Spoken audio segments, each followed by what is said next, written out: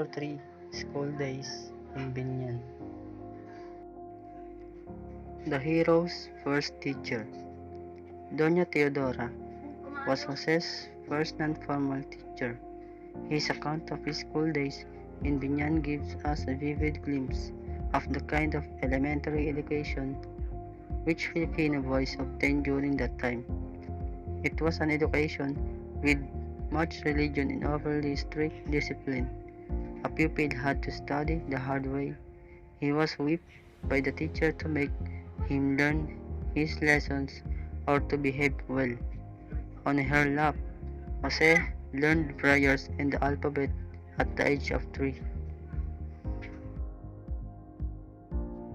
Jose Rizal and his mother. Private tutors of Rizal. Maestro Celestino was Jose's first private tutor. Maestro Lucas Padua was the second private tutor.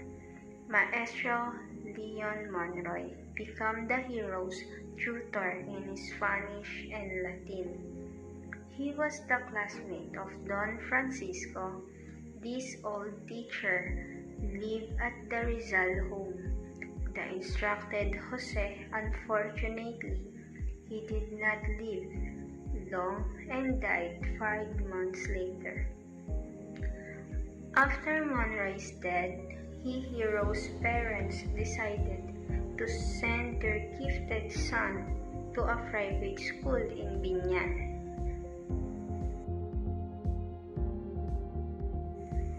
The uncles of Rizal. Uncle Jose Albert gave wise direction in the studies of Jose. Uncle Gregorio instilled into a mind of Jose a love of the education.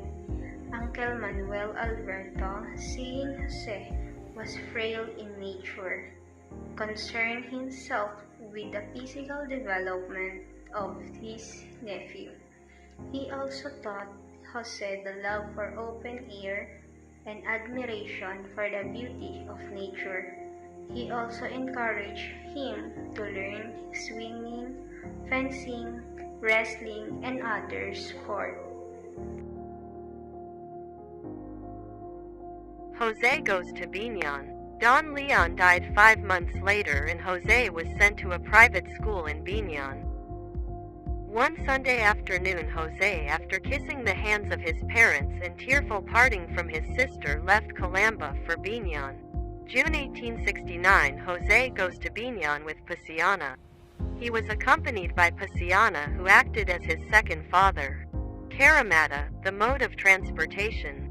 They reached their destination after an hour and a half of driving. Aunt's house, where Jose lodged. Biñan. First day in school. Maestro Justiniano Aquino Cruz, formal teacher. Rizal described Maestro Justiniano as tall and thin, long neck, sharp nose, with the body slightly bent forward. The school was in the house of the teacher, which was a small nipa, at about 30 meters from the home of Jose's aunt, Pasiana. Know the teacher quite well because he had been a pupil under him before. He introduced Jose to the teacher, after which he departed to return to Calamba. The school was in Maestro Justiniano's house. First school brawl. Pedro, the teacher's son. Rizal met the bully. Pedro, he was angry at his bully for making fun of him during his conversation with the teacher. He challenged Pedro into a fight. Rizal, having learned the art of wrestling from his uncle Manuel, he defeated the bigger boy. Andres Lacundanang challenged Rizal into arm wrestling. Rizal, having the weaker arm, lost and nearly cracked his head on the sidewalk. Painting lesson in Biñan. Old Juancho freely gave Jose painting lesson. An old painter who was the father-in-law of the school teacher. He was impressed by the artistic talent of the Kalambalan. Jose, lured by his love for painting, spent many leisure hours at the painter's studio. Jose Rizal and his classmate Jose Guevara became apprentices of old Juancho, who also loved painting. They improved their art so that in due time they became the favorite painters of the class. Daily life in Biñan. Jose's daily life in Biñan. Hears mass at 4 a.m. or studies lesson before going to mass and goes to Orchard to look for mabolo to eat and like it. Goes to class at 10 a.m. lunch break and goes back to school at 2 p.m. and goes to home at 5 p.m. and prays with cousin, studies lesson, then draws a little, has supper and prays again, and plays in the street if moon is bright he sleeps.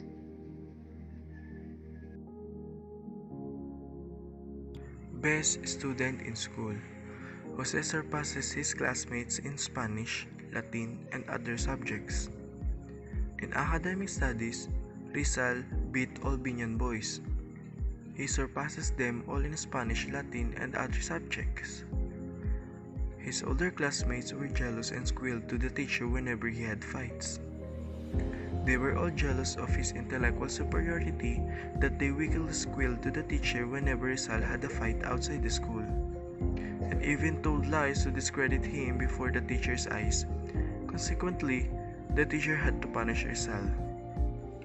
Jose usually received 5 or 6 blows while laid out on a bench. Rare was the day when he was not stretched on the bench. End of Biñan schooling. December 17, 1870, Jose received a letter from his sister Saturnina informing him of the arrival of the steamer Talim. Jose left Biñan. Talim, a mode of transportation, the steamer that Jose rode. Arturo Camps, a Frenchman and a friend of Don Francisco. He took care of Jose during the trip.